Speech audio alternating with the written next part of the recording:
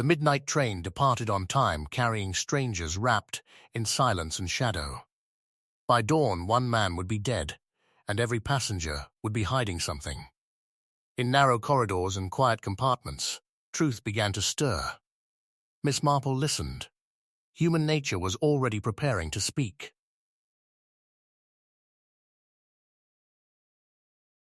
Chapter 1. The clock above the booking office showed a patient sort of certainty, its minute hand creeping with the dignity of a village parson. On the platform, the cold had that particular English bite, which did not so much shout as insist. It crept under collars, found the smallest gaps in gloves, and persuaded even the most stubborn traveller that warmth was a privilege, not a guarantee.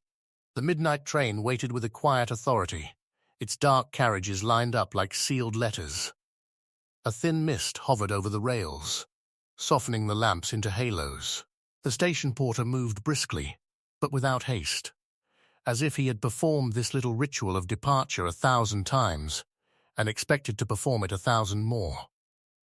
Miss Jane Marple stood slightly apart from the main cluster of passengers, her small suitcase close to her feet. She wore a sensible coat, a scarf carefully tucked, and gloves that looked as though they had been chosen not for fashion, but for faithfulness. Her expression was mild, almost absent, yet her eyes were not absent at all. They moved gently across the scene, not in a searching way, but in the manner of someone who enjoyed noticing what others missed. A woman near the edge of the platform laughed too brightly at something a gentleman had said. The laughter was not wrong, exactly. It was simply fractionally out of scale, like a bell rung a shade too hard. Miss Marple noted the woman's hands. They kept smoothing the front of her coat, as though the fabric might rearrange itself into comfort. A young man in a neat hat and a modest overcoat checked the pocket of his jacket 3 times in under a minute. Each time his fingers pressed something flat and stiff. A document, perhaps. He tried to appear casual afterward, but the attempt had the texture of practice, as if he had rehearsed being unconcerned. The station announced, in a voice that was both apologetic and commanding, that the midnight train would be leaving promptly. Promptly was a word that always sounded hopeful on railway platforms. Tonight, it was true. The engine gave a low, contained sigh. Steam drifted, and the carriage windows reflected the lamps and shadows in shifting layers. Miss Marple moved with the small crowd toward her carriage. There was an orderliness to the scene. It pleased her. Yet she had long ago learned that orderliness did not prevent trouble. Indeed, it sometimes invited it, because people could hide quite comfortably behind what looked proper. Inside the corridor, the air smelled of polished wood, coal smoke, and something faintly sweet, like the memory of tea. A guard passed with a clipboard, his boots firm against the narrow floor. He nodded to Miss Marple with the polite indifference of a man who had seen every sort of traveller and learned not to speculate. Her compartment was modest and clean. The seat cushions were worn, but dignified. A net for luggage hung above, and she placed her suitcase there with careful effort, not wishing to draw attention by struggling. She sat, arranged her handbag on her lap, and looked out through the window as the platform began to drift backward. At first, the train moved with a measured reluctance, as though it questioned the wisdom of leaving warmth and light. Then the motion settled, and the station slid away, lamp by lamp, until it became only a pale glow behind them. The compartment door opened shortly after. A woman stepped in, hesitated, and then offered a smile. "Do you mind," she asked softly, "if I sit here?" The other compartments were quite full, and I confess I do not like being alone on trains. "Not at all," Miss Marple replied at once, her voice gentle. "Please do." The woman sat, placing a small handbag beside her as if it were fragile. She was perhaps in her early 40s, neat, with carefully arranged hair, and the faintest sheen of powder that caught the light when she turned her head. Her coat was good quality, though it looked as if it had been worn with frequent prudence, rather than indulgence. "I'm Eleanor Reeves," she said. "I suppose introductions are a habit I cannot give up." even at midnight. Jane Marple, Miss Marple answered. How do you do? The woman's smile tightened, just slightly. Marple, she repeated. That sounds familiar. St. Mary Mead, is it not? It is, said Miss Marple pleasantly. How interesting, Mrs. Reeves murmured, as though St. Mary Mead were a book she had once read, but never finished. She looked away quickly, toward the window, where darkness ran alongside them like a companion who did not speak. For a while they sat in a quiet that was not uncomfortable. The rhythm of the train began to establish itself, a steady, soothing insistence, as if the rails were telling a story in a language made only of movement. Then, quite softly, there came a light knock on the compartment door, and a man's voice asked, Pardon me, is this seat taken? A gentleman entered, perhaps in his 50s, with a moustache trimmed into confidence. He wore a fine coat and carried himself with that particular ease of someone accustomed to being listened to. Yet his eyes, when they flicked over the two women, held a sharpness that suggested he was constantly measuring rooms, people, opportunities. I am so sorry, he said, smiling as though he had invented the idea of courtesy. The corridor is quite crowded. I wondered if I might share, if you have no objection. There is room, Miss Marple said. Please come in. The gentleman settled opposite, placing a leather case beside him. He did not quite relax, though he performed relaxation very well. Arthur Pelling, he said. Business, you know. Always something. Even at this hour. Mrs. Reeves offered a polite nod. Eleanor Reeves. Charmed, Mr. Pelling replied, and his gaze lingered half a second longer than necessary on her face. It was not a vulgar look. It was the look of a person who collected details. And you, madam? He asked Miss Marple. Jane Marple. Ah, said Mr. Pelling, with a mild brightness, as though the name were a useful coin. Miss Marple. How very pleasant. There was a pause then, and in that pause the train seemed to grow louder, the wheels speaking more clearly through the floor. Miss Marple watched Mr. Pelling's hands. They were well cared for, but there was a faint mark on one finger where a ring had recently been removed. The skin was pale there, as if it had been shielded for some time. Mrs. Reeves glanced at that hand too, and then quickly looked away. A little later, another disturbance in the corridor, and a new voice. A young man, perhaps late 20s, leaned in. I beg your pardon, he said. I believe this is compartment C, is it not? I think there has been some confusion with my reservation. The guard appeared behind him, frowning. Your ticket says D, the guard said. Yes, but I was told, the young man began, and then stopped as he met the eyes of the passengers inside. His gaze caught on Miss Marple and softened a fraction, as if she looked harmless.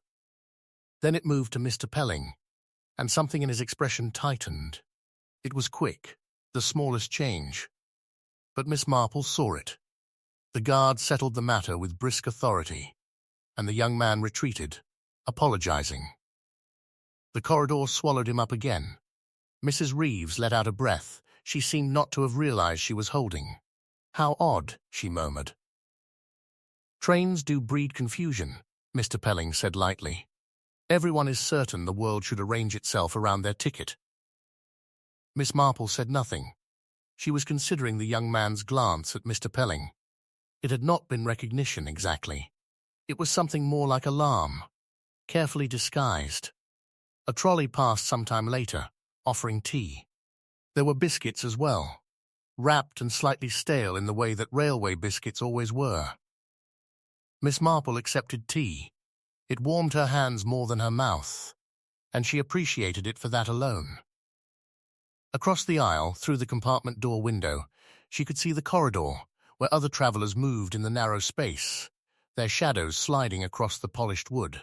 She caught glimpses of faces, fragments of conversations, hints of emotion. There was a tall woman with a fur collar, speaking sharply to a companion, who appeared determined not to reply. There was a man with a folded newspaper who kept turning pages without reading. There was an elderly priest, or perhaps a minister. his hands clasped as if in quiet prayer. A uniformed official stood near the end of the corridor, checking something in his pocket watch and looking annoyed at the very existence of time. It was, Miss Marple thought, rather like a village fift, except that the bunting had been replaced by darkness and the cheerful noise by the subdued murmur of travel. People still brought their secrets, though. People always did. Mrs. Reeves stirred her tea without drinking it. "I have never liked trains at night," she confessed, her voice low. "There is something about being unable to step out when you wish. You are obliged to go where it takes you." Mr. Pelling gave a small laugh. "That is a poetic way of putting it. I find trains rather reassuring. Everything runs on schedule. Everything is controlled." Miss Marple looked at him, her expression as mild as ever. "Controlled," she repeated softly, as though tasting the word. "Yes," Mr. Pelling said. "Controlled. People think the world is chaotic, but it is not. It is simply that they do not see the structure." Mrs. Reeves's spoon clinked faintly against her cup. "Do you believe that?" she asked, "even when people do dreadful things?" Mr. Pelling's smile did not falter. "Dreadful things are often structured too," he replied. "They require planning. They require calculation. Even emotion can be made useful." There was a stillness after that, as if the compartment itself had decided to listen more carefully. Miss Marple's gaze moved, almost lazily, to the window. The night outside was thick, the countryside only occasionally revealed by a distant lamp or the pale suggestion of hedgerows. Darkness did not frighten her. It merely concealed. And concealment, she had learned, was often the beginning of trouble. The train rocked slightly as it took a bend. Somewhere down the corridor, a door opened and shut. Footsteps. A faint, hurried whisper. Mrs. Reeves's hands tightened on her cup, then relaxed as if she had scolded herself. "I suppose," she said, forcing a little brightness, "that we should all try to sleep." Mr. Pelling nodded. "Early meeting," he said, "but I suspect I shall not sleep much. There is too much to think about." He took out his leather case, opened it just enough to check something inside, and closed it again quickly. Miss Marple had the odd feeling that this journey, though it had only begun, was already weighted with expectation. Not the expectation of arrival, but the expectation of something else. Something that had been set in motion long before any of them stepped onto the platform. She folded her hands and listened to the train. The sound was steady. Comforting almost. Yet steady sounds could carry you directly into danger, if you were not careful. And somewhere, not very far away, someone on that midnight train was counting time in a different way altogether. Sleep on trains came in fragments, like torn pages from a book. Miss Marple dozed lightly, never quite losing awareness of the carriage around her. The wheels had their own lullaby, but she had never been the sort of woman who surrendered completely to rhythm. Habit and instinct kept her hovering near wakefulness, where details could be gathered like dropped stitches before they were lost. At some point, the compartment grew dimmer. The lamps were lowered, the corridor quietened, and even the most restless passengers seemed to accept the night. Mrs. Reeves leaned back with her eyes closed, her lips pressed together, as if sleep was something she had to negotiate with. Mr. Pelling appeared to be resting, yet his posture remained too composed, too ready. His hands lay on his knees like trained animals. Miss Marple's own eyes closed briefly, then opened again when she heard a slight sound in the corridor. Not loud, not alarming, simply unusual. A soft scuff, followed by a pause, then another scuff, as if someone had stopped, reconsidered, and then moved on with greater care. She did not immediately look. Some things, she knew, were best observed indirectly. She let her gaze rest on the corner of the compartment door window.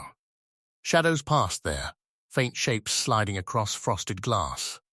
A figure paused outside. Miss Marple saw only the lower part, the angle of a coat, the glint of a shoe. The person seemed to hesitate, then continue onward. A moment later, there was a quiet tap at a door farther down the corridor. A voice, low and controlled, said something she could not catch. Another voice replied, sharper, then quickly softened, as if someone remembered where they were. Mrs. Reeves stirred, her eyes opening at once. Too quickly for someone waking naturally. She glanced toward the door, then at Miss Marple. "Did you hear?" she whispered. "Only movement," Miss Marple said calmly. "Trains are full of it." Mrs. Reeves's hand rose to her throat, adjusting her scarf, even though it was already perfectly arranged. "Yes," she murmured, "of course.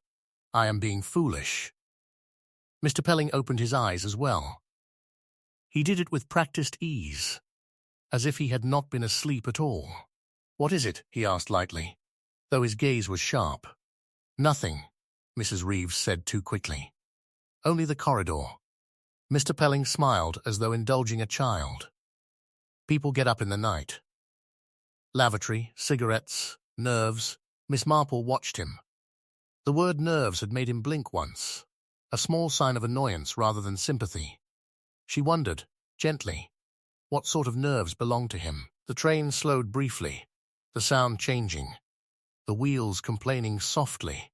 Through the window, a station passed, small and sleepy, with a single lamp and a sign Miss Marple could not fully read. The train did not stop. It simply acknowledged the station and moved on, leaving the platform empty again. Soon after, Miss Marple decided to stretch her legs. It was not uncommon to walk a little, especially on a long night journey. She rose carefully so as not to disturb the others, took her handbag, and stepped into the corridor. The air there was cooler. The corridor lamp cast warm pools of light that did not quite reach the corners. The carriage swayed gently, and she held the rail with one gloved hand, moving slowly. She was not in a hurry. If anything, the slow pace allowed her to see more. A few compartment doors were slightly ajar, revealing dark interiors, the outlines of sleeping bodies, the fold of a blanket, the pale shine of a forehead. Some travelers slept like children. Others slept like people pretending. Halfway down the corridor, she saw the uniformed official she had noticed earlier, now leaning close to a door, speaking in a careful whisper. His posture was rigid, as if he were trying to maintain authority even while keeping quiet. The door opened a fraction, and a man's face appeared, gaunt and pale in the dim light. Their conversation was brief. The official seemed to press a point, and the man inside shook his head sharply. Then the door closed again. The official turned and saw Miss Marple. His eyes flicked over her with the mild impatience of a man who disliked being observed. Yet he could not object. Miss Marple's manner was too harmless, too grandmotherly to accuse. She gave him a pleasant nod. "I beg your pardon," she said softly, as if apologizing for existing. He muttered something that sounded like "quite all right," and walked away, his boots firm, his shoulders tight. Miss Marple continued toward the end of the carriage where the lavatory was. The door there was closed. A small sign indicated occupied. She waited patiently, hands folded, listening. From the next carriage, a sound drifted. It was not a cry. It was more like a sharp exhalation, a suppressed gasp, followed by footsteps that moved quickly, then slowed, then stopped. Miss Marple's eyes narrowed, not with suspicion exactly, but with concentration. She had known many villagers who tried to control their emotions in much the same way. A sudden upset, then a rapid attempt to appear calm. The lavatory door opened, and a young woman stepped out, her cheeks flushed. She avoided Miss Marple's gaze and hurried away, her footsteps too fast for the narrow corridor. She held something in her hand, a folded handkerchief, perhaps. Or perhaps something else. Miss Marple only saw a glimpse of pale paper before it vanished into the woman's coat. Miss Marple entered the lavatory, used it, and came out again, her mind gently arranging these small observations, the official whispering at a door, the young woman with paper in her hand. The quick gasp from the next carriage. None of it proved anything. Yet it formed the beginning of a pattern, like the first threads of a tapestry. On her way back, she noticed a compartment door that had not been properly latched. It was closed, but not quite. A thin line of darkness showed along the edge. Miss Marple paused, not touching it, only listening. Silence. Not the normal breathing silence of sleep, but the still silence of a room, holding its breath. She moved on. One did not intrude without cause, but one could remember. When she returned to her own compartment, she found it unchanged on the surface. Mrs. Reeves sat upright now, her eyes open, staring at the window as if she expected to see something written in the darkness. Mr. Pelling was adjusting his cuff, neat as ever. "Could you not sleep?" Miss Marple asked gently. Mrs. Reeves gave a small laugh that did not match her face. "I rarely sleep well away from home." Mr. Pelling leaned back, folding his hands. "Some people are not suited to movement," he said. "They prefer fixed points. Houses. Rooms. Familiar routines." Miss Marple sat down, smoothing her skirt. "Yet it is often in unfamiliar places," she said softly, "that people reveal themselves most clearly." Mr. Pelling looked at her, and for a moment his charm faltered. It returned quickly. "You have an interesting way of speaking, Miss Marple." She smiled, as if it was simply a compliment. "I have lived a long time," she said. "One notices things." Mrs. Reeves's fingers tightened around her handbag strap. "What sorts of things?" she asked, and there was fear in her curiosity, though she tried to disguise it as casual conversation. Miss Marple kept her tone mild. "Little things," she said.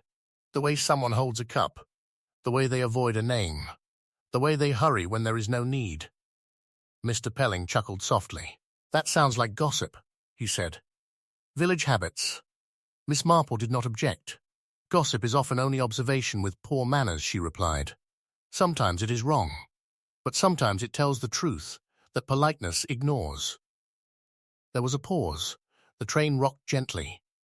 Somewhere farther down, a door opened and shut with a careful quietness. Miss Marple could almost feel the corridor holding secrets like parcels. Mrs. Reeves spoke suddenly, too quickly, as if trying to fill the silence before it became dangerous. "I am traveling to see my sister," she said. "She has not been well. I received a telegram." It was all rather urgent. Mr. Pelling tilted his head. "Where is she?" he asked. Polite interest on the surface. Mrs. Reeves hesitated. "North," she said. "A small town. It does not matter." Miss Marple noticed that she did not say the name. People usually said names when they were telling the truth comfortably. When they avoided names, it was often because the name pulled too hard on memory. "And you," Mrs. Reeves asked Mr. Pelling, "are you traveling for business, you said?" "Yes," he replied smoothly. "A matter of contracts. Meetings. It is tedious but necessary." "What sort of contracts?" Mrs. Reeves pressed, and then seemed to regret the question at once. Mr. Pelling's smile sharpened. "Property," he said. "The world is full of property, you know. People build their lives on it. People ruin their lives for it. Quite fascinating." Miss Marple thought of the pale ring mark on his finger. She thought of the official whispering at a door. She thought of the young woman with folded paper.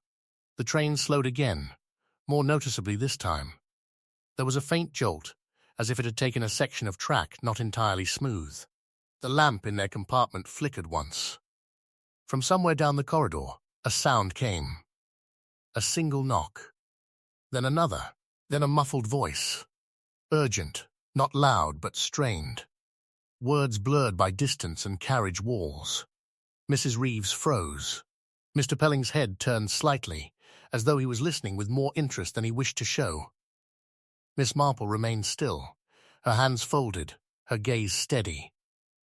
The voice rose again, a fraction louder this time, still muffled. Then footsteps. Fast. Then faster. A door banged, not violently, but with the abruptness of someone who had forgotten to be careful. The train resumed its steady speed. The corridor noise faded. Quiet returned, but it was not the same quiet as before. It had been disturbed, and disturbance leaves traces, even when everything looks calm again. Mrs. Reeves swallowed. "Perhaps," she whispered, "someone is ill."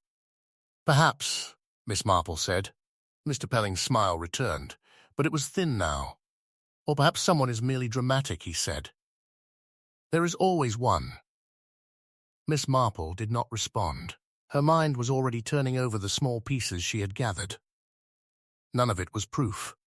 None of it was accusation. But her instincts, honed by years of watching village tragedies unfold behind lace curtains, told her something clear. This midnight train was not simply carrying passengers to their destinations. It was carrying a story, and the story had begun long before any of them boarded. Outside, the darkness continued to rush past. Inside, the air felt a shade colder, as if the train itself had passed through an unseen pocket of night. Miss Marple lifted her teacup, took a careful sip, and listened to the wheels. Somewhere on this train, someone was making decisions. Someone was measuring time. Someone was preparing, quietly, for what came next. Chapter 2. The disturbance that followed did not arrive with a scream. It came instead like a change in the air, the way a room feels different when someone has entered quietly and you have not yet turned your head. Miss Marple sensed it before she fully understood it. The rhythm of the train remained steady, but the corridor began to carry a new sort of movement, purposeful and uneasy, as though several people had decided at once to walk the same direction. A knock sounded against their compartment door, firmer than the earlier taps Miss Marple had heard. Then the door opened without waiting for permission. The guard stood there, his cap slightly askew, his face tight with the kind of composure that railway men wore like uniform. Behind him hovered the station porter who had come aboard at the last stop, and further back, half obscured by the narrow corridor, the uniformed official. "I beg your pardon, ladies and sir," the guard said, and his voice was careful, too careful. "There has been a situation in the next carriage. We are asking passengers to remain in their compartments for the moment." Mr. Pelling rose immediately, that quick readiness returning. "What kind of situation?" he asked, in the tone of a man who assumed he had a right to know. The guard's eyes flicked to him, then away again. "It appears someone has taken ill," he said. "We are attempting to manage it quietly." Mrs. Reeves made a small sound that might have been relief or might have been fear. "Is it serious?" she whispered. "We are not certain yet," the guard replied, "but we would appreciate it if you would stay where you are." The door closed. The corridor footsteps continued, then slowed, then shifted again as people gathered. The train carried on into darkness, as if nothing at all had changed. Miss Marple remained seated, hands folded, eyes thoughtful. She had heard that word. Situation. Railway men used it when they did not wish to say the truth aloud. If a child was lost, if a wallet had been stolen, if a fire had started in a compartment, it was a situation. But the guard's face suggested something heavier. Mr. Pelling sat back down, though he did so reluctantly. "Illness," he repeated. "On a train. Always a nuisance." Mrs. Reeves looked at him sharply. "A nuisance," she echoed, and there was a quiet outrage in her voice. Mr. Pelling shrugged. "One hopes the person recovers. Naturally.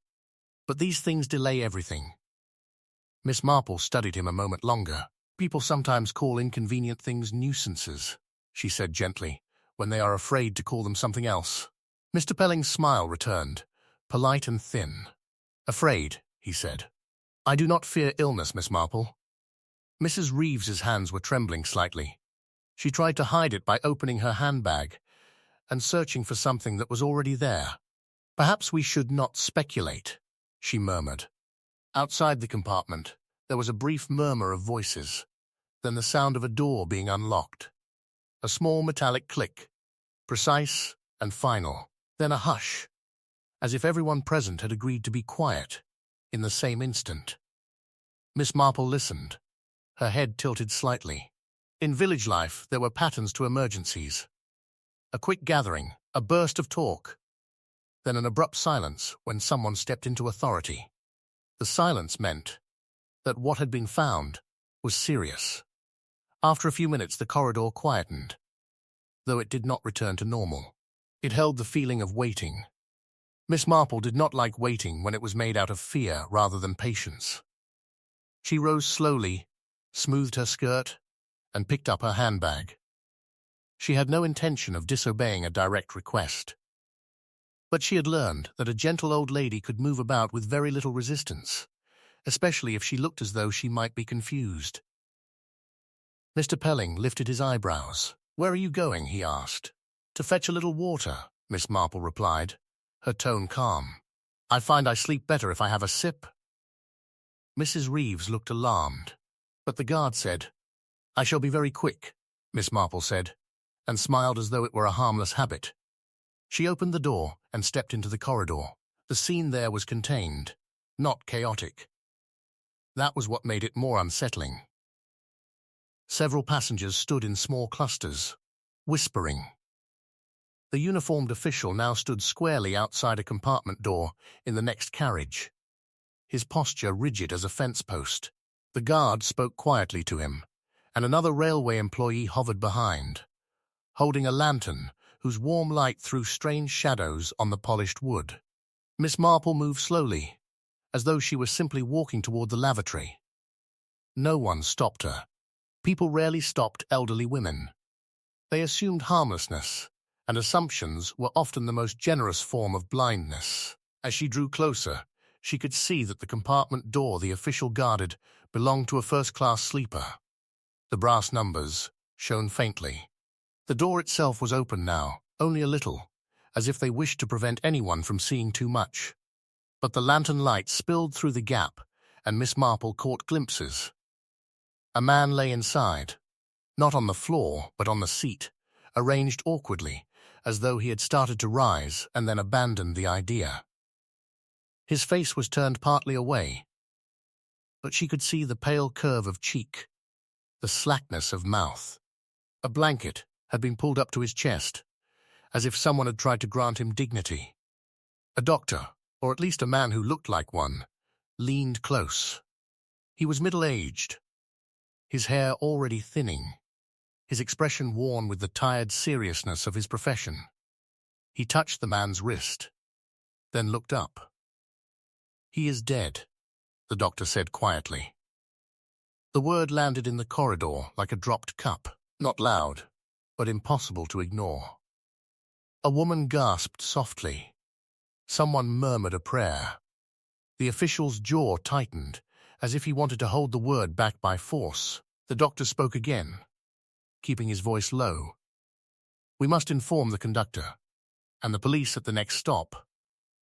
The guard's face went grey. "But, sir," he whispered, "the next stop is not for another 40 minutes. "Then we wait," the doctor replied. And though it was calm, it was not comforting. Miss Marple did not move closer.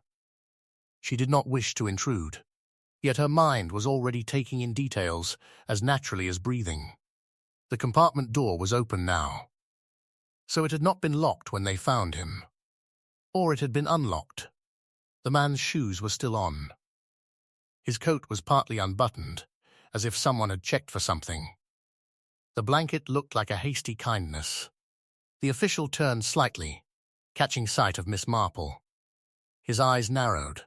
"Madam," he said sharply, trying not to raise his voice, "you should return to your compartment." Miss Marple blinked as if startled. "Oh dear," she murmured. "I am so sorry. I was only—" The official waved a hand, irritated, but he did not physically stop her. He simply pointed firmly back the way she had come. Miss Marple nodded and retreated, moving slowly, her expression mild. Yet inside her mind, everything had sharpened.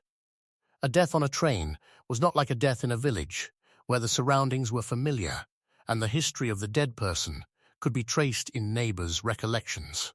Here, the dead man was a stranger in a moving corridor of strangers. But strangers were never truly without history. They simply carried it in different pockets.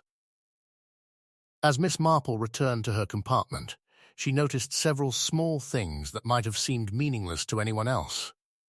A young woman near the lavatory stood with her back pressed to the wall, her hands clasped tightly, her knuckles pale. Her eyes were wide and fixed on nothing. A man farther down rubbed his palms together repeatedly, as if trying to scrub something away. Another passenger, a thin gentleman with spectacles, spoke to a companion but kept glancing over his shoulder toward the guarded door, as though he feared it might open and reveal more than a body. Miss Marple stepped back into her compartment and closed the door behind her. Mrs. Reeves looked at her at once. "What is it?" she whispered. Mr. Pelling leaned forward slightly, his eyes bright. Miss Marple set her handbag down and sat carefully. "There has been a death," she said, keeping her voice steady, gentle. "A gentleman in the next carriage." Mrs. Reeves made a small sound and pressed her hand to her mouth. "Dead," she repeated.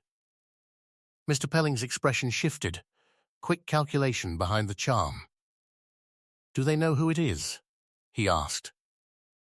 "I did not hear a name," Miss Marple said, but the doctor was certain. Mrs. Reeves shook her head, as if trying to dislodge the idea. "How can someone die like that?" she whispered. "So quietly." With all these people so close, Miss Marple's gaze moved to Mr. Pelling. He was holding himself too still. Even his breathing looked controlled. "People often die quietly," Miss Marple said. "Sometimes that is what makes it frightening." The train continued on, rocking gently, carrying them all forward. The corridor noises settled into an uneasy hush again. Somewhere beyond their compartment, the guard spoke to passengers, asking them to remain calm. Someone protested, someone else began to cry softly, then stopped as if remembering the rules of public behavior. Mrs. Reeves whispered, "Will they stop the train?" "At the next station," Miss Marple answered. "They will have to." Mr. Pelling smiled faintly, though it held no warmth. "A dead man on a midnight train," he murmured. "That will be a story." Miss Marple looked at him calmly. "It may be more than a story," she said. "It may be a truth that someone would rather not have traveled." And as the train pushed on through the darkness, Miss Marple felt, with quiet certainty, that the death was not simply a misfortune that had happened to occur among strangers. It had the shape of something arranged, something waiting, like a letter that had been written long ago and posted only now. The minutes that followed were slow in a particular way, the way minutes become when people are forced to sit still while their minds race. In the compartment, Mrs. Reeves held her teacup, though the tea had grown cold. She did not drink. She seemed to need the cup simply as an anchor for her hands. Mr. Pelling, by contrast, looked too composed, as if he had placed a mask over his thoughts and expected it to fool everyone. Miss Marple sat quietly, letting silence do its work. Silence on a train was never complete. It was filled with the rolling of wheels, the soft rattle of window frames, the occasional distant clink from the dining car. But there was also another sound now, more faint, more human, the sound of restrained panic. A whispered question that stopped midway, a muffled sob from a compartment farther down, the quick footsteps of staff who moved as though their boots might wake something. After what felt like a long while, the guard returned. He knocked once, then opened the door with a careful firmness. "Ladies?" "Sir," he said, "I must ask you to keep your tickets ready. We will be stopping at the next station, and we will need to account for passengers." Mrs. Reeves's eyes widened. "Account for us," she repeated. The guard swallowed. "The police will be notified," he said, and he did not use the word death, but it hovered in the air all the same. "Until then, please remain calm." Mr. Pelling lifted his chin. "Is it necessary to involve the police?" he asked smoothly. "People do die of natural causes." The guard hesitated, and for a moment his composure slipped, revealing fear. "The doctor," he said, "believes it may not have been natural. There are things, signs. Mrs. Reeves went pale. Not natural, she whispered. Mr. Pelling's eyes flashed. That is a strong suggestion. The doctor is experienced, the guard replied, and his voice had a note of stubbornness now, as if he was clinging to the doctor's certainty to keep himself from falling into confusion. That is all I can say. He closed the door again. The corridor fell quiet, but it was not the quiet of peace. It was the quiet of waiting for judgment. Mrs. Reeves leaned forward slightly, her voice barely audible. "Do you think," she began, and could not finish. Miss Marple spoke gently. "It is too early to decide," she said, "but if the doctor has concerns, it is wise to listen." Mr. Pelling gave a soft laugh that sounded almost like annoyance. "Doctors see drama in everything," he said. "It makes them feel important." Miss Marple's eyes rested on him. "Or perhaps," she replied, "they have seen enough of life to recognize when something has been interfered with." Mr. Pelling's smile did not quite hold. "Interfered," he repeated. "That is an interesting word." Mrs. Reeves whispered, "Who was the man?" "I could not see his face clearly," Miss Marple admitted, "but he seemed middle-aged, well-dressed." Mrs. Reeves's breath caught, then steadied. "Well-dressed," she repeated, as though it mattered. The train slowed gradually as it approached the next station. The change in speed made the carriage sound different, the wheels complaining softly as they obeyed the brakes. Through the window, a lonely platform appeared, lit by a few lamps that cast long shadows.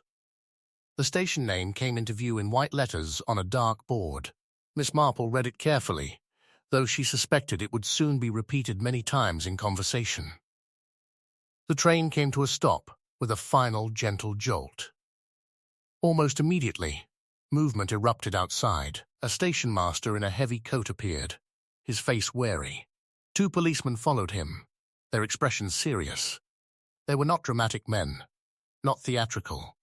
They carried authority in the quiet way of those who were used to being obeyed. The corridor filled with murmurs as doors opened slightly, passengers peering out like cautious birds. The guard moved along, instructing people to stay inside unless asked. Miss Marple remained seated. She had no desire to become a spectacle. Yet she watched carefully as the uniformed official stepped forward to greet the police, speaking quickly, gesturing toward the next carriage. His manner was brisk, almost impatient, as though he wanted to control the situation by force of personality. The policeman listened, then followed him. Their boots sounded firm on the narrow corridor floor. The station master stayed behind, speaking to the guard in low tones.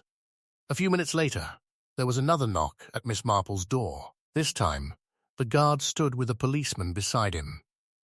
The policeman was perhaps in his 40s, with a face that looked carved out of patient stone. His eyes were observant, without being intrusive. "Good evening," he said, and the politeness felt strange given the hour. "I am Sergeant Hollis.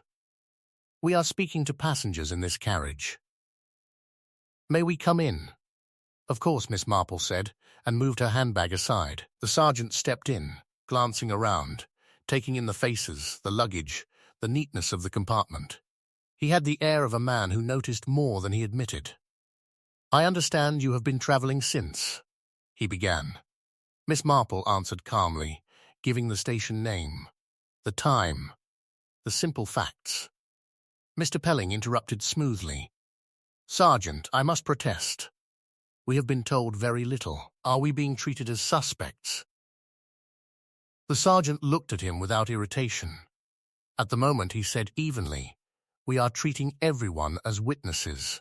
That may change depending on what we learn." Mrs. Reeves spoke, her voice small. "Is the man," she began, then swallowed. "Was he murdered?" The sergeant did not flinch at the word. "We do not use that term until we are sure," he said.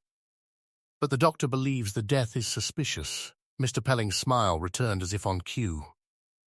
"There you are. Suspicious is not the same as certain." The sergeant nodded. "No," he agreed. "It is not."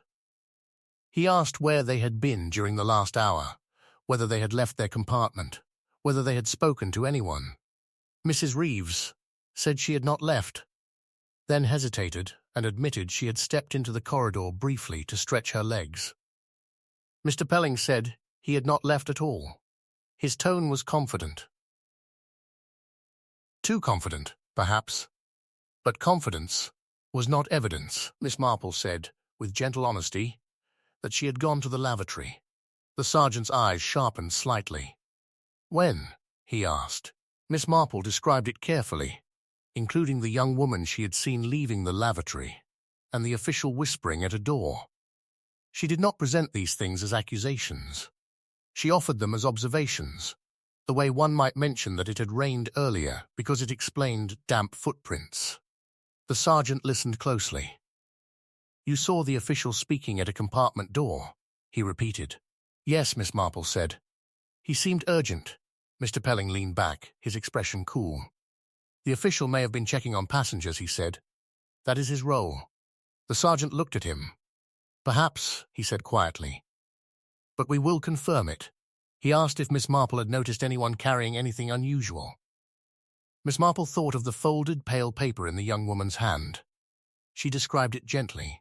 It looked like paper, she said. Perhaps a letter. Perhaps a ticket. I cannot be sure. The sergeant nodded, making a note. Mrs. Reeves suddenly spoke. There was a young man, she said, her voice trembling. Earlier, he came to our compartment by mistake. He said something about his reservation. Miss Marple watched Mr. Pelling at the mention of the young man. A flicker passed over his face, quick and controlled. The sergeant asked for details. They described the young man. The sergeant listened, then nodded. We will speak to him. He thanked them and left. When the door closed, the compartment felt smaller, as though the train itself had tightened around them. Mrs. Reeves whispered, They are truly investigating. Mr. Pelling gave a small sigh, as if bored. It will all be resolved, he said. Probably a heart attack and a doctor who enjoys imagining poison. Miss Marple did not respond at once. She was thinking of village incidents, of times when someone had insisted something was ordinary because they needed it to be ordinary. Outside, the corridor murmured again. The police moved from compartment to compartment. The station lamps cast shadows that shifted like silent witnesses. Then there came a sound from the next carriage. Not a scream, not a shout. A sudden sharp intake of breath, followed by a low voice speaking quickly. Another voice answered, calmer but firm. The kind of exchange that happened when someone had discovered something important. Mrs. Reeves looked at Miss Marple. What could they have found? She whispered. Miss Marple's voice was soft. Perhaps, she said, they have found that the story of that gentleman's death is not as simple as someone wishes. Mr. Pelling's smile tightened. You speak as though you are certain there is a murderer among us. Miss Marple looked at him with mild eyes. I am not certain, she said. But I have learned something about human nature. When people are trapped together, the truth does not stay hidden for long, even when someone tries very hard. The train remained stopped. Outside, the station was quiet, the night cold, the lamps steady. Inside, the carriages held their breath. Miss Marple listened to the distant footsteps, the murmurs, the occasional clipped instruction from the guard. She thought of the dead man, lying under a blanket, that had been pulled up with hurried decency. She thought of paper in a young woman's hand. She thought of the official whispering at a door. She thought of the young man whose eyes had tightened at the sight of Mr. Pelling. And beneath it all, she felt the shape of something deliberate, something that had traveled with them since the moment the midnight train began to move. A train could carry many things: luggage, letters, secrets, lies. Tonight, it carried a death, and somewhere in the narrow corridors of polished wood and dim lamps, the truth was already beginning to knock, softly but persistently, on every door. Chapter 3. When the train finally moved again, it did so with a restrained dignity, as though it wished to pretend nothing unusual had happened. The lamps along the platform slipped backward. The station sign vanished into mist, and the darkness returned to its earlier place outside the windows. Yet inside the carriages, the air had changed. The death was now a presence, quiet but undeniable, like a closed door in a familiar hallway that everyone kept glancing at. Miss Marple sat with her hands folded, listening to the renewed rhythm of the wheels. She was not comforted by it now. The steady sound did not soothe. It reminded her, instead of inevitability, the way events continued whether one was ready or not. Mrs. Reeves stared at the compartment door, as if she expected the sergeant to return at any moment. Her face had become pale, in a way that powder could not hide. She held herself upright, but it was the uprightness of someone making an effort not to collapse into shaking. Mr. Pelling had resumed his pleasant posture, but his eyes were brighter than before, alert, assessing. He looked like a man who had decided to treat this as a problem to manage, rather than a tragedy to feel. For a time, no one spoke. Conversation after a shock always felt indecent, as if words might disturb the dead. But silence could become unbearable, and people began to reach for it like a railing. Mrs. Reeves broke first. "The police will be waiting when we arrive," she said softly. "They will want names, statements, details." "They already have some," Mr. Pelling replied. "We have been questioned. It will be tedious, but not difficult." "Tedious," she repeated, and her voice held a faint disbelief, not at the word but at his ability to use it at all. Mr. Pelling's smile appeared, faint and controlled. "I apologize if my wording offends you. I simply mean we cannot change what has happened. And hysteria will not help." Miss Marple spoke gently, not accusing, simply observing. Some people call other people's fear hysteria when they do not wish to feel anything themselves. Mr. Pelling's gaze moved to her. "And you, Miss Marple?" he asked with a lightness that was too deliberate. "What do you feel?" Miss Marple's expression remained mild. "Concern," she said, "for the gentleman who died. And for everyone else on this train, because it appears we are all entangled now. Whether we wanted to be or not." The word entangled seemed to trouble Mrs. Reeves. She looked down at her hands. "I do not want to be entangled," she whispered. No one did, Miss Marple thought. Yet people were always becoming entangled in one another's lives. In villages it happened slowly, by a series of small kindnesses and petty quarrels.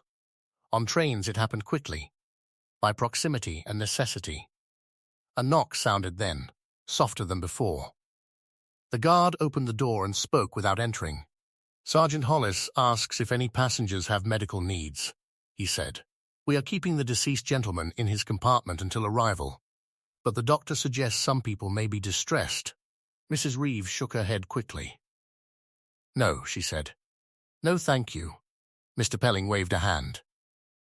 "No," he echoed, almost impatient. The guard nodded and moved on. The corridor carried his footsteps away, then filled with low murmurs again.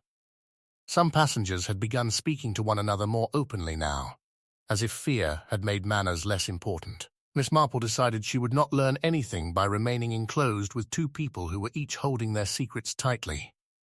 She rose calmly. "I should like another cup of tea," she said, and this time she did not pretend it was for sleep. "And perhaps a biscuit. I find biscuits excellent companions in difficult situations." Mrs. Reeves looked startled. "You are going out," she whispered. "Only a little," Miss Marple replied. "I shall not interfere." Mr. Pelling's eyes narrowed fractionally. "The police asked us to remain in our compartments," he said. "They asked us to remain calm," Miss Marple corrected gently, "and I find a short walk helps me remain calm." Before either of them could object further, she opened the door and stepped into the corridor. The corridor felt crowded with tension. Several doors were cracked open, faces peering out like cautious children. The dining car was farther along, and as Miss Marple moved, she heard fragments of talk. Poison. That is what they said. Poison. No, Hart, I tell you. He looked poorly when he boarded. I heard a man arguing. Just before. There was a woman crying. Rumour moved faster than trains. Miss Marple had always known that. What interested her was not the rumour itself, but the way people told it. Some spoke with excitement, others with genuine fear. One voice, however, held a sharp relish, as if tragedy were entertainment. Near the door between carriages, she saw the thin gentleman with spectacles again. He stood with his newspaper folded under his arm, though he was not reading. He looked at Miss Marple with faint surprise, then gave a polite nod. "Miss," he said, hesitating as if unsure whether to address her at all, "do you know anything?" "Only what everyone knows," Miss Marple answered. "That a gentleman has died." The thin gentleman swallowed. "It is dreadful," he said. "Simply dreadful. I am Harold Finch. I work in accounts for a shipping firm. I do not mean to burden you with my introduction. It is only that one feels one ought to speak to someone in such circumstances." Miss Marple offered a small smile. "Introductions can be comforting," she said. "People like to attach names to faces when the world feels uncertain." Mr. Finch nodded quickly. "Yes, exactly. It helps one feel less lost." He leaned closer, lowering his voice. "I was in the corridor earlier. I saw someone come out of the dead man's compartment." Miss Marple kept her expression mild. "Did you?" she said, as though it were merely interesting. "Yes," Mr. Finch whispered. "A woman. Tall, fur collar." She came out quickly, looked around, then walked away as if she belonged there. But she did not look like staff. Miss Marple remembered the tall woman with the fur collar, speaking sharply to a companion. "Are you sure it was his compartment?" she asked. "I am fairly sure," Mr. Finch replied, and then his confidence faltered. "It was near the official and the guard. I could be mistaken, but I do not think so." "Thank you," Miss Marple said gently. "It is useful to notice such things." Mr. Finch looked relieved, as if he had deposited a heavy parcel into safer hands. "Do you think," he began. "I think," Miss Marple said softly, "that it is wise to tell the sergeant what you saw." Mr. Finch's face tightened with fear. "Oh, I do not want trouble," he whispered. "Trouble may already be here," Miss Marple replied, "but truth is not trouble. It is simply truth." He looked as though he might argue, then nodded reluctantly. "I will," he promised, though he did not sound certain. Miss Marple continued toward the dining car. The door was partly closed, but she could see movement inside. A few passengers sat with cups of tea as if tea were a charm against mortality. Staff moved quietly, their faces strained. At a small table near the window sat the young man who had earlier approached Miss Marple's compartment by mistake. His hat lay beside him. His hair was neat, but slightly disordered, as though he had run his hand through it too many times. He stared at his cup without drinking. Miss Marple approached with the gentle caution of someone approaching a nervous animal. "May I sit?" she asked. The young man looked up sharply, then saw her face, and seemed to soften. "Yes," he said quickly. "Of course. Please." She sat opposite him. "I believe," she said. "We met briefly earlier. You were looking for a different compartment." His cheeks flushed. "Yes," he said. "That was embarrassing." "Trains are full of small embarrassments," Miss Marple replied. "They pass." He gave a faint, humorless smile. "Some things do not pass," he said, and glanced away toward the window. Miss Marple did not press immediately. She waited, letting quiet invite speech. At last he said, "My name is Daniel Ware." "How do you do?" Miss Marple replied. "Are you traveling far, Mr. Ware?" He hesitated. "Far enough," he said. Miss Marple's eyes remained gentle. "You look troubled," she said, in the manner of an elderly woman who might say the same to a boy with a scraped knee. He gave a short laugh that contained no joy. "Everyone looks troubled tonight," he replied. "That is true." she agreed. But people are troubled in different ways. Some are frightened because someone has died. Others are frightened because they fear what the death will reveal. His eyes flicked up to her face. For a moment he looked as if he might deny it. Then his shoulders dropped slightly. "You are very direct," he said softly. "No," Miss Marple replied. "I am simply old enough to notice when fear is wearing a different coat."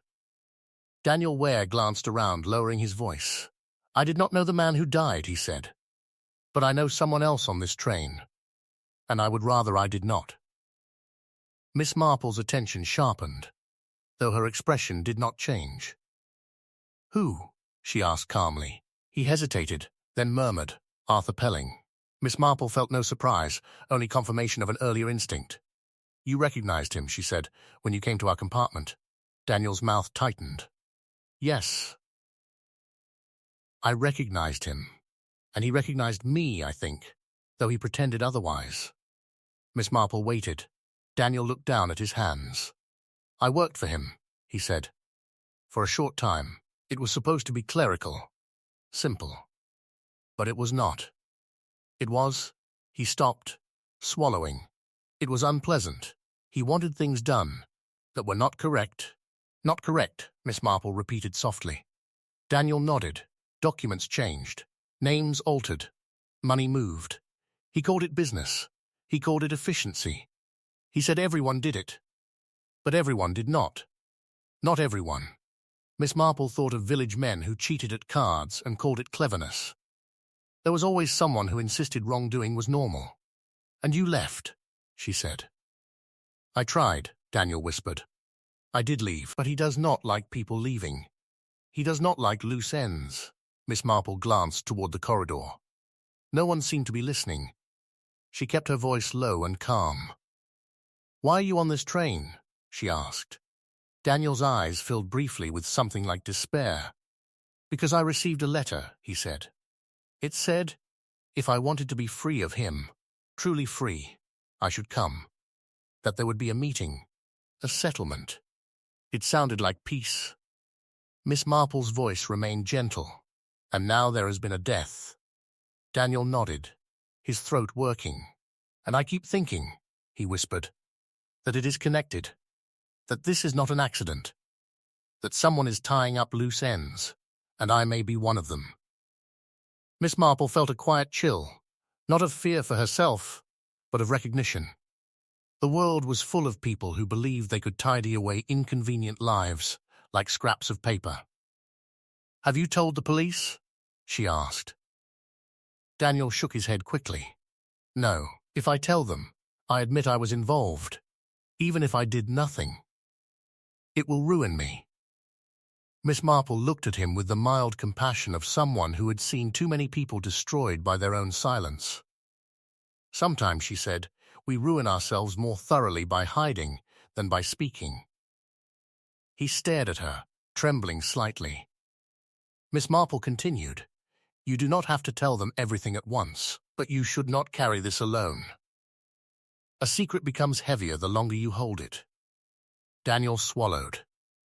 "I do not know what to do," he whispered. "Then start with the truth," Miss Marple replied. "Just one piece. Tell the sergeant you recognized Mr. Pelling. Tell him you worked for him. That is enough to begin." Daniel looked away again, and Miss Marple could see the conflict in him, the fear of exposure battling with the fear of danger.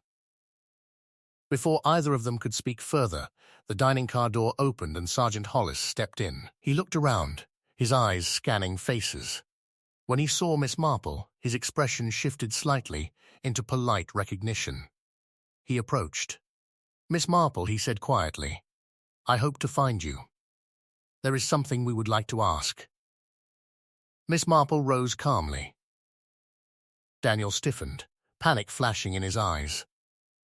The sergeant glanced at Daniel, then back to Miss Marple. "Not about you," he added, as if he sensed the young man's fear. "But you were attentive earlier. We have found something in the deceased gentleman's compartment. A torn envelope, and it appears the name on it is connected to another passenger." Miss Marple's expression remained mild. "What name?" she asked. The sergeant spoke it softly. "Eleanor Reeves." Miss Marple felt the story tighten like a thread pulled suddenly taut.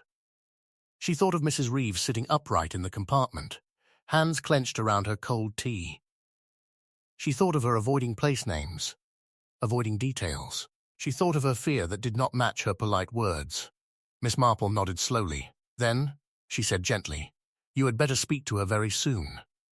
Miss Marple returned to her compartment with Sergeant Hollis walking beside her in the corridor. Daniel Ware remained in the dining car, frozen in place, his eyes following them with the helplessness of someone watching a door close on his chance to escape. As they approached the compartment, Miss Marple saw that the corridor had grown more subdued. People had retreated behind their doors again. The initial shock had turned into something steadier and darker, a simmering dread. It was as if the train itself had become a sealed box of questions, moving forward through night while everyone inside tried to guess who might be next to speak, or cry, or be accused. The guard tapped on the compartment door and opened it. Mrs. Reeves looked up sharply, her face tightening. Mr. Pelling remained seated, his posture calm, yet his eyes flicked immediately to the sergeant's face with a quickness that suggested he understood more than he admitted. "Mrs. Reeves," Sergeant Hollis said, stepping inside, "I am sorry to trouble you again. We have found an envelope among the deceased gentleman's belongings. It bears your name." Mrs. Reeves stared at him, her lips parting slightly. For a moment she looked like someone caught in bright light. "My name," she repeated, very softly.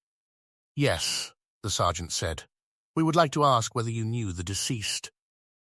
"His name is Leonard Sproat." The name seemed to strike Mrs. Reeves like a physical blow. She flinched. Miss Marple watched closely. People could pretend many things, but the body often confessed. "No," Mrs. Reeves said quickly, too quickly. "I do not know anyone by that name." Mr. Pelling leaned back, watching. His expression was almost amused, as if he were observing a play whose ending he thought he already knew. The sergeant's voice remained calm. "Mrs. Reeves," he said, "the envelope was torn, as if someone tried to destroy it, but your name remains clear. There was also a small card inside, partly crumpled. It appears to have been a message, perhaps an invitation." Mrs. Reeves's throat worked. "I do not understand," she whispered. "Why would my name be in his things?" The sergeant looked at her steadily. "That is what we hope you can tell us. Did you receive a letter recently from someone named Leonard Sproat?" Mrs. Reeves shook her head, but the movement was unconvincing, more a reflex than a decision. "No," she said again. "No." Miss Marple spoke gently, not contradicting but widening the space for truth. "Mrs. Reeves," she said softly, "it may be kinder to yourself to explain what you can." Mrs. Reeves's eyes turned to Miss Marple with something like desperation.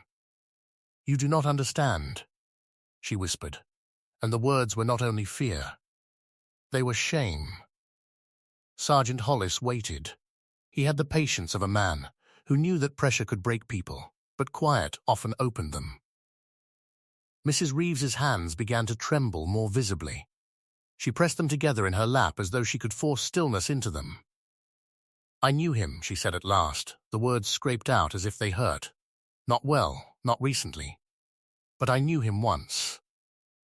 Mr. Pelling's smile widened slightly, as though satisfied. The sergeant nodded. "How?" he asked. Mrs. Reeves swallowed. "He was," she began, then stopped. Her eyes flicked toward Mr. Pelling, then she looked away quickly, as if looking at him might make the confession sharper. "He was connected to my husband," she said finally. The sergeant's eyebrows lifted slightly. "Your husband is deceased," he said, not as a question but as a fact. He had likely checked. "Yes," Mrs. Reeves whispered. 2 years ago." "Was Leonard Sproat a friend of your husband?" the sergeant asked. Mrs. Reeves gave a short, bitter laugh. "No," she said, "not a friend." Miss Marple saw the change in her face then. The fear remained. But something else entered it. A weary anger, the kind that had been held inside too long.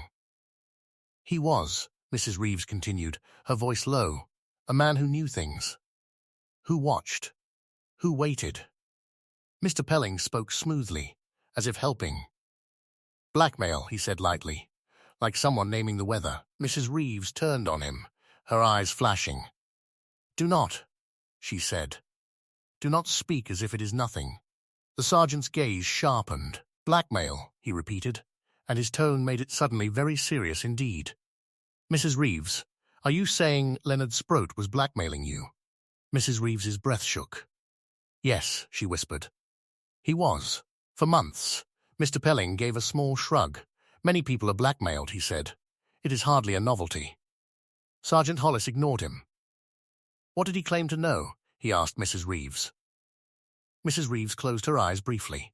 Something about my husband, she said. Something that would ruin his memory. Something that would ruin me. I paid. I thought it would end. It never ends, does it? It only grows. Miss Marple spoke softly. People who feed on fear, she said, never starve. Mrs. Reeves opened her eyes again, and now there were tears there, but she did not let them fall. I received a telegram, she said. It said my sister was ill, that I must come at once. That was why I travelled tonight. The sergeant's voice remained steady. Do you have the telegram? He asked. Mrs. Reeves hesitated, then nodded and pulled her handbag closer. Her fingers fumbled, and at last she produced a folded paper. The sergeant took it carefully, read it, and his expression did not change, but Miss Marple could see he was noting details, the phrasing, the lack of a sending address. This telegram, he said quietly, does not identify the sender. Mrs. Reeves whispered, No. The sergeant handed it back. And now, he continued, we find your name in Leonard Sproat's compartment. It suggests he wanted to meet you, or expected you. Did you speak to him on this train? Mrs. Reeves shook her head quickly. No. I did not even know he was here. If I had known, I would. She stopped, her voice breaking. I would have run. Mr. Pelling's voice was soft, almost soothing. But it carried something sharp. And yet you are here, he said. So perhaps you did know. Mrs. Reeves stared at him. Why are you doing this? She whispered, and the question sounded older than tonight, as though it belonged to a longer history between them. The sergeant's gaze moved to Mr. Pelling at last. Mr. Pelling, he said evenly, you will refrain from commenting unless I address you. Mr. Pelling spread his hands politely. Of course, Sergeant. I merely dislike confusion. Miss Marple noticed again the pale ring mark on his finger, and she wondered how recently that ring had been removed. And why? Sergeant Hollis returned his attention to Mrs. Reeves. Mrs. Reeves, he said, was there anything you might have done that would cause Leonard Sproat to write to you, to invite you, or to threaten you again tonight? Mrs. Reeves's voice dropped to a whisper. He sent me a letter 3 days ago, she admitted. Not a telegram. A letter.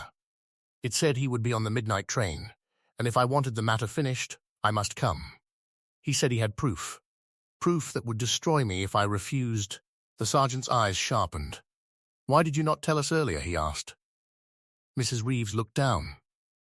Because, she whispered, I was ashamed. And because I was afraid that if I spoke his name aloud, it would become real again. Miss Marple's voice was gentle. It was already real, she said. But speaking may be the only way to stop it. The sergeant asked for the letter. Mrs. Reeves admitted she had burned it, her voice trembling as she said so, as if burning it had been both foolish and necessary. Mr. Pelling gave a faint laugh. Convenient, he murmured. The sergeant looked at him sharply, and Mr. Pelling lifted his hands again in innocent apology. Sergeant Hollis sighed quietly. Mrs. Reeves, he said, this makes you a person of interest, not because I believe you harmed him, but because you had motive and connection. You understand that? Mrs. Reeves nodded, tears finally sliding down her cheeks now. Yes, she whispered. I understand. Miss Marple watched her with a quiet sadness. In villages, She had seen women trapped by secrets that were not truly theirs, secrets handed to them by men who claimed power. The pattern repeated everywhere, even on trains in the middle of night. The sergeant asked one more question, very calmly. "Did anyone know you were coming on this train?" he asked. Mrs. Reeves hesitated, then looked again at Mr. Pelling, and Miss Marple saw something in her expression that was more than fear. It was accusation, held back by caution. "I told no one," Mrs. Reeves said finally. "No one at all." Sergeant Hollis nodded and stepped back. "Thank you," he said. "I will ask you to remain available. We may have further questions. For now, please stay here." He turned to leave, then paused and looked at Miss Marple. "Miss Marple," he said quietly, "you have a way of noticing connections. If you think of anything else, tell the guard. I will return." When he left, the compartment felt heavy with what had been said. Mrs. Reeves buried her face in her hands.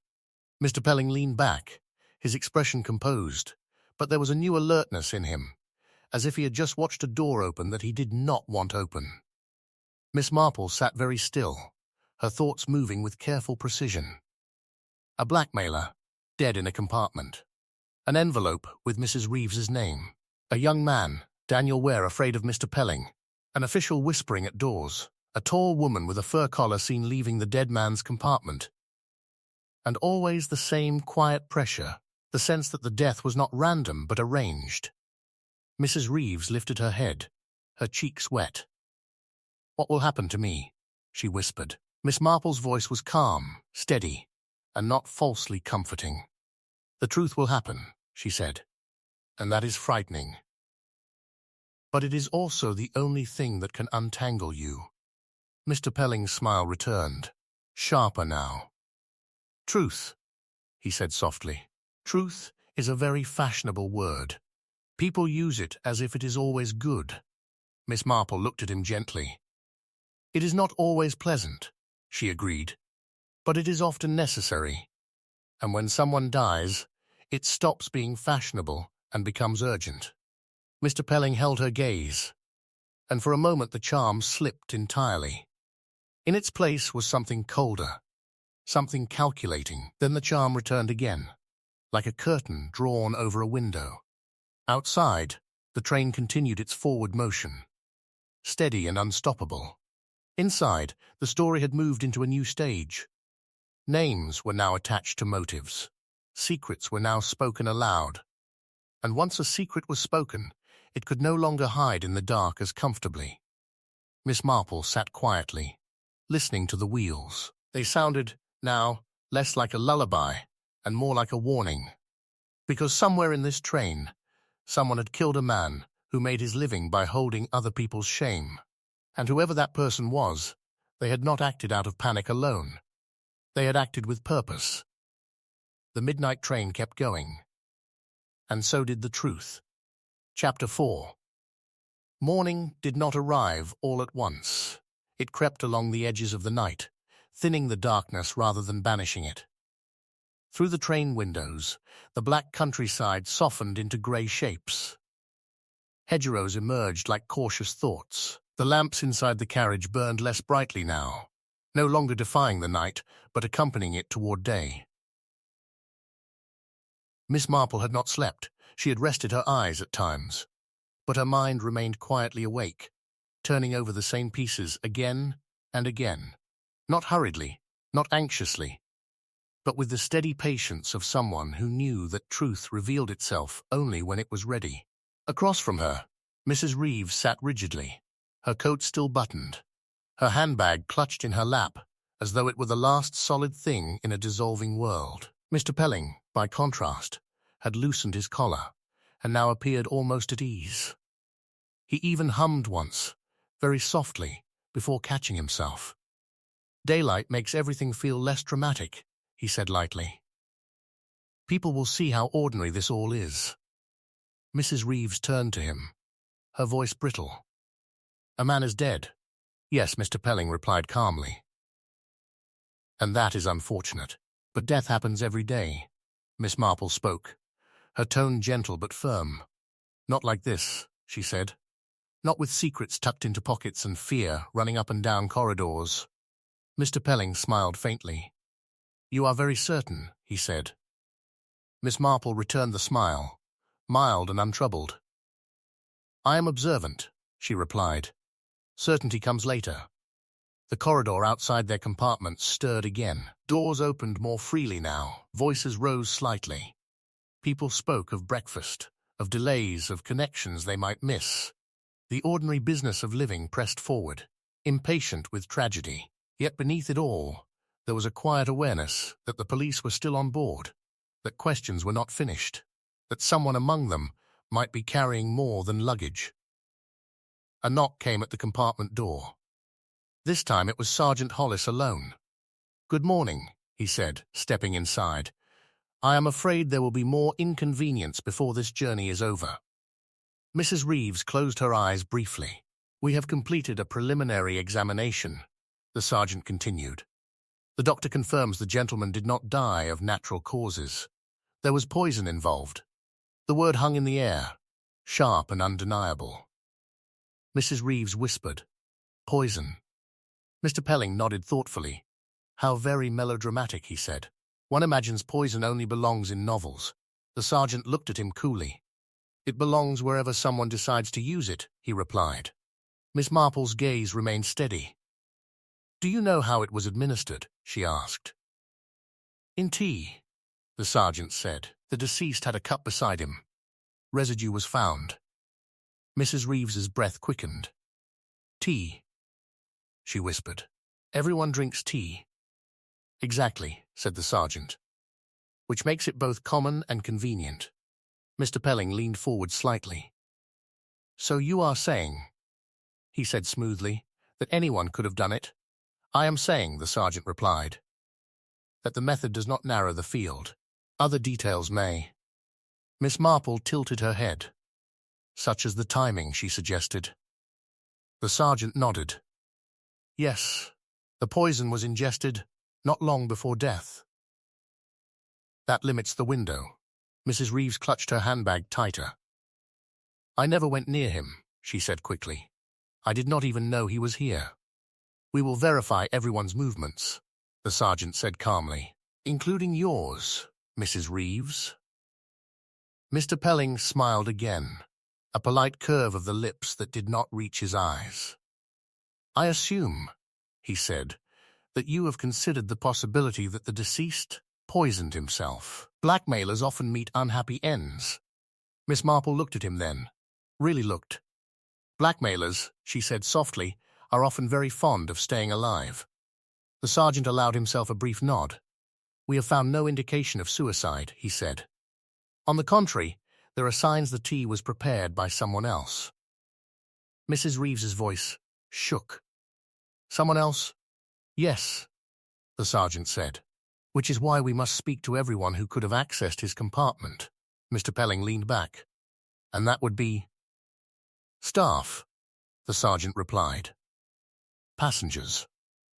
Anyone who had reason." Mr. Pelling's eyes flicked, briefly, toward the corridor. "You mentioned staff," he said. "Yet earlier you seemed keen to look among us." The sergeant met his gaze steadily. "I look wherever the facts lead," he said. Miss Marple felt a subtle shift in the room. Mr. Pelling was no longer merely confident. He was testing boundaries, probing for weaknesses. People who did that often believed they were untouchable. "Sergeant," Miss Marple said gently, "may I ask whether you have spoken again to Mr. Finch?" The sergeant nodded. "Yes, he confirmed seeing a tall woman with a fur collar near the deceased's compartment." Mrs. Reeves stiffened. "A woman?" "Yes," the sergeant said. "Do you know anyone on this train who fits that description?" Mrs. Reeves shook her head quickly. "No." Mr. Pelling smiled faintly. "There is such a woman," he said. "I noticed her myself. Dramatic dresser. Loud voice. She was arguing with her companion earlier." The sergeant turned to him. "And you did not mention this before?" Mr. Pelling spread his hands. "I did not consider it relevant. Many people wear fur." Miss Marple spoke quietly. "Not many wear it at midnight on a moving train," she said. "It is rather impractical." Mr. Pelling's smile faltered for the briefest moment. The sergeant nodded. "We are speaking to her now," he said. "Her name is Margaret Hale." Mrs. Reeves's lips parted, then closed again. Miss Marple noticed the reaction.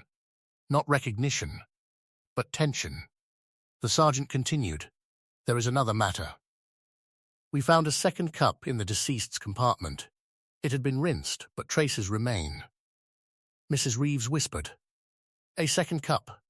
"Yes," the sergeant said, "which suggests he was not alone." Mr. Pelling let out a thoughtful hum. "Or that he entertained guests," he said. Miss Marple's voice was soft. "Or that someone wished to appear, as though he did." The sergeant glanced at her, appreciating the distinction. "Indeed," he said. Mrs. Reeves suddenly spoke, her voice tight. "He wanted to meet me," she said. "He wrote that we should talk. Perhaps he invited someone else too. Someone who did not want him talking." Mr. Pelling smiled gently, almost kindly. "That is an interesting thought," he said. "But you are assuming he told the truth. Blackmailers lie as easily as they breathe." Miss Marple looked at him. "But liars," she said, "are usually very careful about who they meet, especially when they believe they hold power." The sergeant nodded. "Which is why motive matters," he said. "Mrs. Reeves, you had motive. But so might others." Mrs. Reeves lowered her head. "I would never kill anyone," she whispered. "Never." Miss Marple's voice was warm. "I believe you," she said. And she did. Mr. Pelling's eyes flicked toward Miss Marple sharply. "Belief is not evidence," he said. "No," Miss Marple agreed, "but it is often a guide." The sergeant straightened. "I will continue speaking to other passengers," he said. "Please remain available." When he left, the compartment felt heavy with unsaid things. Mrs. Reeves turned to Miss Marple. "Do you truly believe me?" she asked. "Yes," Miss Marple said without hesitation. Mrs. Reeves's eyes filled again. "Then who?" she whispered. Miss Marple folded her hands.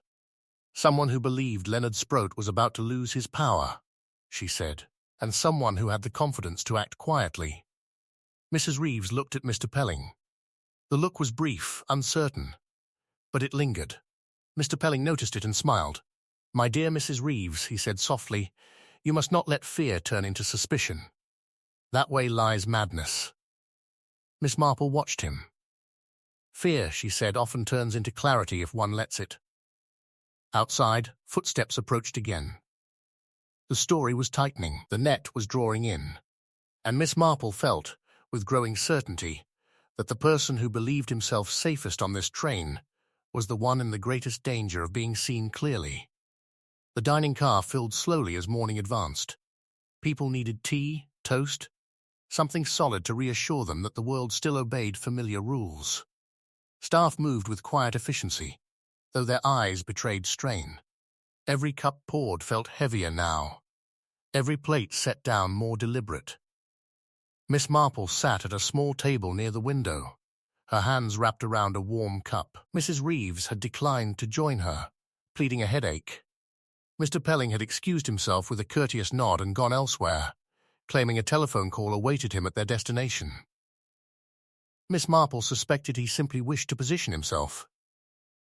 Daniel Ware sat a few tables away, staring into space. His fear had not lessened. If anything, it had sharpened, focused now on the knowledge that poison had been used. Sergeant Hollis entered the dining car again, accompanied by a woman Miss Marple recognized at once. Tall. Fur collar. Margaret Hale wore her drama openly, like jewelry. Her eyes were sharp, her mouth set in irritation rather than fear.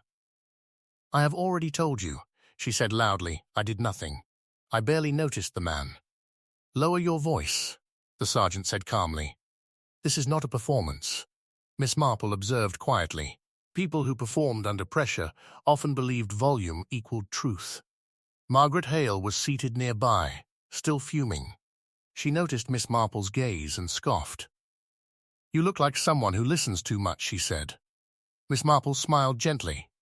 "Listening saves energy," she replied. Margaret snorted. If you ask me, this whole business is ridiculous. The man probably drank something he should not have. And yet, Miss Marple said softly, someone washed a second cup. Margaret's eyes flickered. People wash cups all the time. Indeed, Miss Marple agreed. Especially when they do not wish them examined. Margaret stiffened. Are you accusing me? No, Miss Marple said calmly. I am observing. Margaret leaned closer. Then observe this, she hissed. I was arguing with my companion at the time you claim someone saw me near that compartment. Plenty of people heard us. Ask them. The sergeant nodded. We will. Margaret folded her arms triumphantly. Miss Marple sipped her tea. May I ask, she said gently, what you were arguing about? Margaret hesitated, then laughed sharply. Money, she said. What else? And the gentleman who died, Miss Marple continued, was he connected to money? Margaret's expression hardened. Everything is connected to money, she said. That does not mean I poisoned him. Miss Marple let the matter rest. She had learned long ago that pressing too hard often closed doors. The sergeant moved on, leaving Margaret fuming. Miss Marple turned her attention to Daniel Ware. Mr. Ware, she said softly, have you considered what the poison means? He swallowed. It means planning, he whispered. It means someone thought this through. Yes, Miss Marple said. And planning requires confidence. Daniel glanced around nervously. Arthur Pelling has confidence, he said. Miss Marple nodded slightly. He does. Daniel leaned closer. He could arrange anything, he whispered. Meetings. Letters. Telegrams. He knew how to make people move without realizing why. Miss Marple's eyes sharpened. Telegrams, she said quietly. Yes, Daniel replied. He used them often. Urgency frightens people into obedience. Miss Marple thought of Mrs. Reeves' telegram, vague and unsigned. Thought of Leonard Sproat's letter, burned. Thought of the midnight train itself, chosen for secrecy. A shape began to form, clearer now. Daniel, she said gently, did Mr. Pelling know Leonard Sproat? Daniel nodded. Yes. Sproat handled certain matters for him. Dirty ones. He was useful. Until he became dangerous, Miss Marple felt no shock, only confirmation. Dangerous how? She asked. He wanted more, Daniel whispered. More money. More leverage. He kept records. Names. He bragged once, said no one could touch him, because too many people were afraid. Miss Marple's gaze drifted toward the window, where pale countryside rolled by. And people who believe they are untouchable, she said softly, often make one mistake. Daniel looked at her. What mistake? They underestimate quiet people, she replied. Sergeant Hollis returned again, his face thoughtful. He approached Miss Marple. We found something else, he said quietly. In Mr. Pelling's luggage. Miss Marple did not react outwardly. What? She asked. A vial, the sergeant said. Empty. The doctor believes it could have contained the poison used. Daniel's face drained of color. The sergeant continued. Mr. Pelling claims it was for personal medication. We are verifying. Miss Marple nodded. Does he have a prescription? He says he left it at home, the sergeant replied. Miss Marple sighed softly. How inconvenient, she said. The sergeant watched her. You are not surprised? No, Miss Marple said honestly. He has been arranging things all night. The sergeant straightened. We will question him formally, he said. As he walked away, Miss Marple felt the quiet satisfaction of pieces fitting together. Not triumph. Not excitement. Only the calm certainty that truth was close now. She looked toward Daniel. You must speak now, she said gently. Everything you know. Daniel nodded slowly. I will, he whispered. I am tired of being afraid. Miss Marple returned her attention to her tea. Outside, the morning had fully arrived. Inside, the shadows were retreating. Arthur Pelling believed himself clever. Leonard Sproat had believed himself untouchable. Both beliefs had been mistakes, and as the train carried them onward, Miss Marple knew that the final act was approaching. The alibi that almost worked was already beginning to crumble. Chapter 5. The dining car had been rearranged with quiet purpose. Tables were pushed together near the center, cups gathered and removed. Chairs aligned as though this were not a railway carriage, but a modest village hall, prepared for a meeting that no one had wanted, yet everyone knew must happen. Outside the windows, the countryside passed in soft daylight. Fields blurred into one another, indifferent to the drama unfolding within a moving box of polished wood and muted fear. Miss Marple sat near the end of the table, her hands folded, her expression calm. She had suggested tea again, and though some found the idea strange, it had been accepted. Tea steadied people. It slowed voices, softened tempers, and encouraged honesty without shouting. She had learned long ago that difficult truths were best spoken with a warm cup close by. Sergeant Hollis stood near the doorway, not looming, not aggressive, simply present. Authority did not need to announce itself when it was secure. Around the table sat those most closely bound to the night's events. Mrs. Reeves, pale but composed now, as if exhaustion had burned away her earlier panic. Daniel Ware, tense but resolute, his fear reshaped into something closer to determination. Margaret Hale, arms folded, her impatience simmering just beneath the surface. And Arthur Pelling, immaculate as ever, seated comfortably, his posture relaxed, his smile faintly indulgent. The dead man, Leonard Sproat, was not there, of course. Yet his absence felt larger than any presence. His empty seat seemed to pull at the attention of everyone in the car. Miss Marple spoke first, not because she had been asked, but because the moment required a voice that would not shake. "Thank you for coming," she said gently. "I know this is unpleasant, but I believe it may be the quickest way to bring matters to a close." Arthur Pelling smiled. "Always efficient, Miss Marple," he said. "I admire that." Miss Marple inclined her head slightly. "Efficiency is only admirable," she replied, "when it serves the truth." Sergeant Hollis nodded once, inviting her to continue. Miss Marple turned her attention to the table, her gaze moving slowly from face to face. "We have a man who lived by other people's secrets," she said. "A man who believed himself protected by fear. Such men rarely die by chance." Margaret Hale scoffed. "You make it sound like a morality tale." "In a way," Miss Marple said softly, "all crimes are." Arthur Pelling leaned back. "And where do you propose to begin?" he asked. "With tea," Miss Marple said, and there was a faint ripple of discomfort around the table. "Specifically, Leonard Sproat's tea."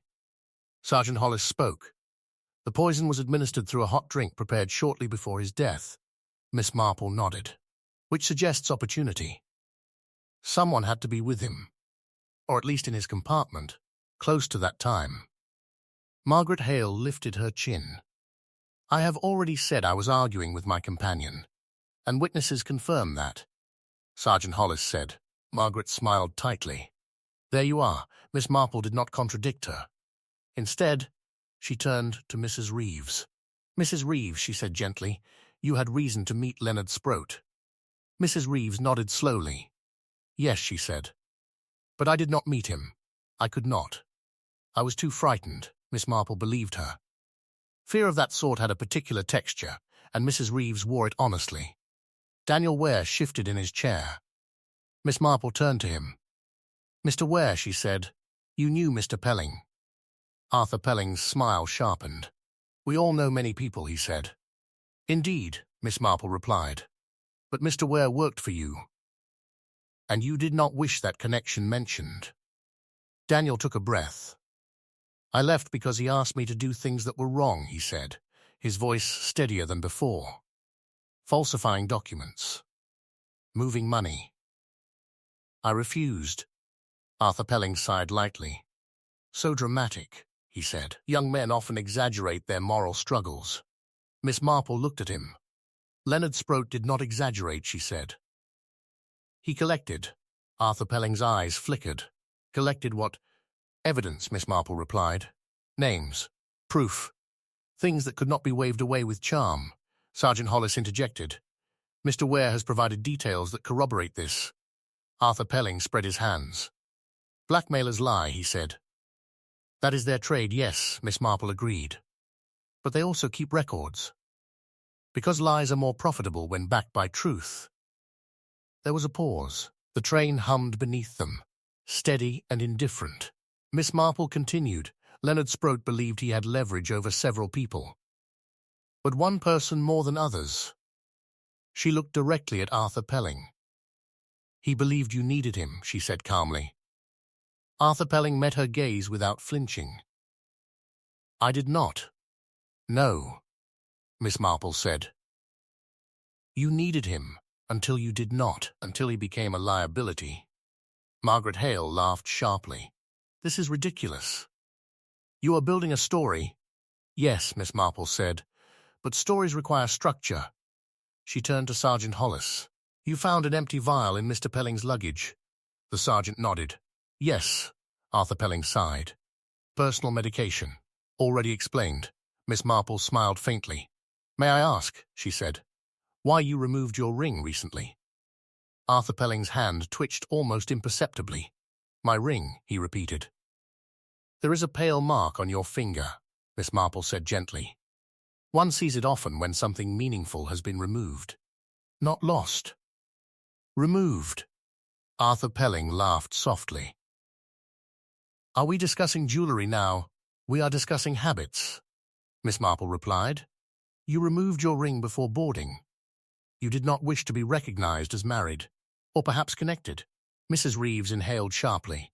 Miss Marple continued. Leonard Sproat knew about your marriage, about certain arrangements you preferred hidden. He threatened to reveal them. Not to your wife, perhaps, but to others who mattered. Arthur Pelling's smile thinned. Speculation. Observation, Miss Marple corrected. She leaned forward slightly. You sent Mrs. Reeves a telegram, unsigned, to bring her onto this train. You knew Sproat would expect her. You also knew she was frightened and unlikely to confront him. Mrs. Reeves gasped softly. You, she whispered. Arthur Pelling shrugged. Telegram offices are busy places. Anyone could send one. Yes, Miss Marple said, but not everyone would know which words would compel obedience. She turned to Daniel. You received a letter too. An invitation. Promising resolution. Daniel nodded. Yes. Miss Marple's voice remained calm. You were meant to be here. Several of you were. The air felt tighter now. Arthur Pelling shifted in his seat. Miss Marple concluded. Leonard Sproat believed he had arranged meetings with people he could control. Instead, he walked into a trap, set by someone who knew his habits, his confidence, and his weaknesses. She looked at Arthur Pelling steadily. You prepared tea with him. You added poison. You rinsed the second cup. You returned calmly to your compartment.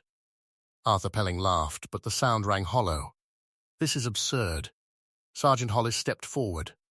We also have testimony regarding your movements, he said, and records Mr. Ware has agreed to provide. Arthur Pelling's eyes hardened. You have nothing, he said. Miss Marple spoke softly. You have everything, she said. You simply believed no one would dare connect it. The train continued forward, carrying them closer to the moment, when denial could no longer protect anyone. Silence settled over the table, like a held breath. Arthur Pelling sat very still now, the easy confidence finally stripped of its casual charm. Around him, faces shifted, fear turning into clarity, curiosity into judgment. Even Margaret Hale, so quick to scoff, watched him with a new sharpness. Sergeant Hollis broke the silence. Mr. Pelling, he said evenly, we have evidence placing you in Leonard Sproat's compartment shortly before his death. Arthur Pelling lifted his chin. Evidence can be interpreted. Yes, the sergeant replied. But patterns are harder to dismiss. Miss Marple folded her hands. You see, she said gently, you planned very carefully. You counted on chaos. on people being too frightened or ashamed to speak. You nearly succeeded. Arthur Pelling smiled thinly. Nearly, yes, Miss Marple said. Because you made one mistake, and that was, he asked coolly. You underestimated silence, she replied. You believed quiet people were harmless. But quiet people observe. She turned her gaze briefly to Daniel Ware. And you underestimated guilt, she added, because guilt eventually seeks relief. Daniel straightened. I am prepared to give the police everything I know, he said. All the records I kept copies of. Names. Transactions. Arthur Pelling stared at him. You kept copies? Daniel nodded. I was afraid. Miss Marple smiled faintly. Fear can be protective, she said. Mrs. Reeves spoke, her voice trembling but clear. You ruined my life, she said to Arthur Pelling. You and men like you. You let Leonard Sproat believe he owned me. And when he no longer served you, you killed him. Arthur Pelling looked at her with something like contempt. Do not flatter yourself. This was not about you.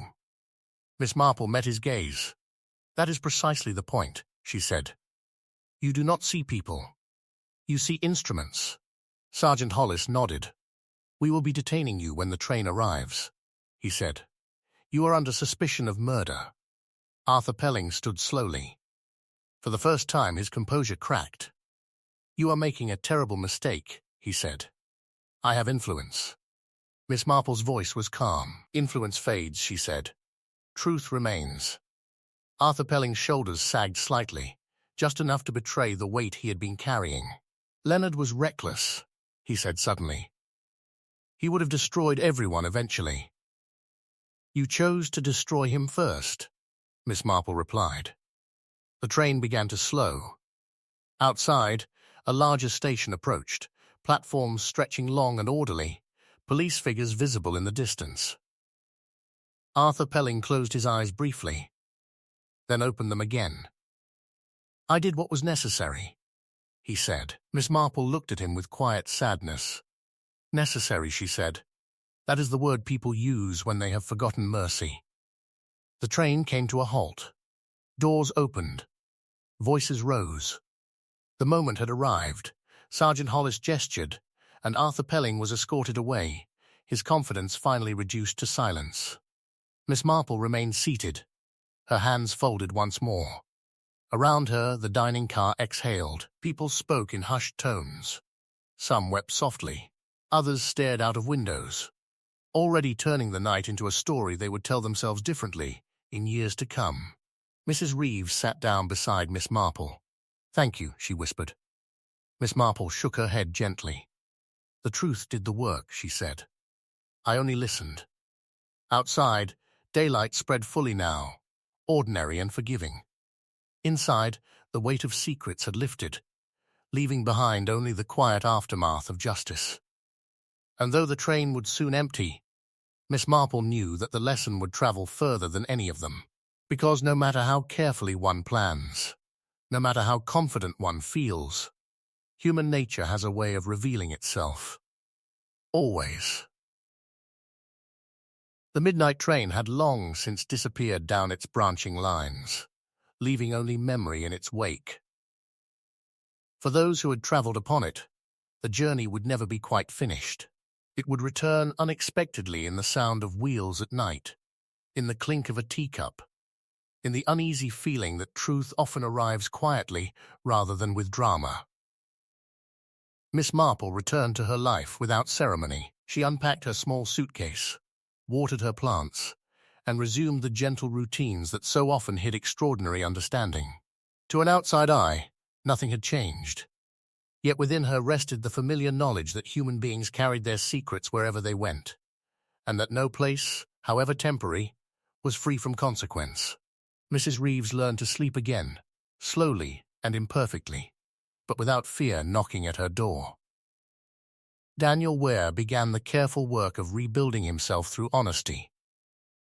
Others remembered the journey only as an inconvenience, already reshaped by time into something less troubling. As for the truth, it settled where it always did, neither loud nor triumphant, but firm. It reminded those who listened that control was an illusion, that cruelty always left a trail, and that quiet observation could be more powerful than force. And somewhere, on another night, another train would depart on time, carrying ordinary people who believed themselves unseen.